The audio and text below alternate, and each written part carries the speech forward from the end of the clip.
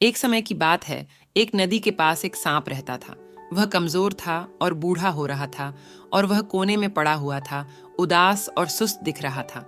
सांप मेंढकों को खेलते हुए देख रहा था और उनमें से एक मेंढक ने भी सांप की हालत देख ली।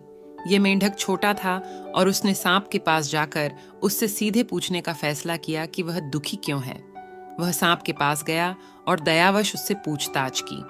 तब सांप ने जवाब दिया कि कुछ दिन पहले उसने एक मेंढक का पीछा किया था जो उसका शिकार था, और मेंढक साधुओं के एक समूह के बीच छिप गया था। काफी देर तक इंतजार करने के बावजूद मेंढक नहीं आया और इसलिए सांप ने एक संत के बच्चे को काट लिया। अंततः जहर के कारण बच्चे की मृत्यु हो गई और संत ने सांप को श्राप दे दिया। संत ने सांप को श्राप देते हुए कहा कि वह अपनी पीठ पर मेंढकों को लेकर घूमेगा और वही खाएगा जो वे उसे खाने के लिए कहेंगे। यह सुनकर मेंढक सहानुभूति से भर गया और उसने जाकर मेंढक राजा को सूचित करने का निश्चय किया। सांप प्रतीक्षा करने को तैयार हो गया, तो मेंढक ने अपने राजा से बात की और राजा सांप को अपनी पीठ पर मेंढकों को ले जाने की अनुमति देने के लिए सहमत हो गया। इसके साथ ही उसने सांप को रोजाना भोजन के रूप में कुछ मेंढक खाने की भी इजाजत दे दी। युवा मेंढक ने जाकर सांप को यह बात बताई।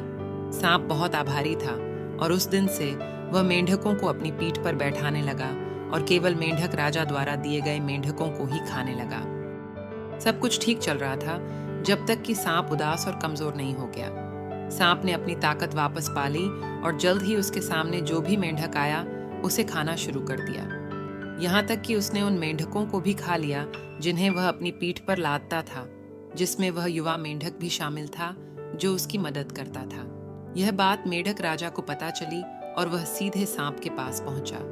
सांप ने उसे भी खाने में देर नहीं की। अब यह स्पष्ट हो गया कि सांप ने मेंढकों की सहानुभूति पाने के लिए संत के श्राप के बारे में झूठ बोला था, ताकि उसे बिना किसी प्रयास के खाने के लिए भोजन मिल सके। इस कहानी से यह सीख मिलती है कि किसी पर भी जल्दी भरोसा नहीं करना चाहिए, अन्यथा परिणाम विनाशकारी हो सकते हैं। फ्रेंड्स, अगर आप सभी को यह स्टोरी अच्छा लगा हो तो लाइक और कमेंट करें, और भी ऐसी कहानी सुनने के लिए चैनल को सब्सक्राइब और शेयर करें। Thank you for watching.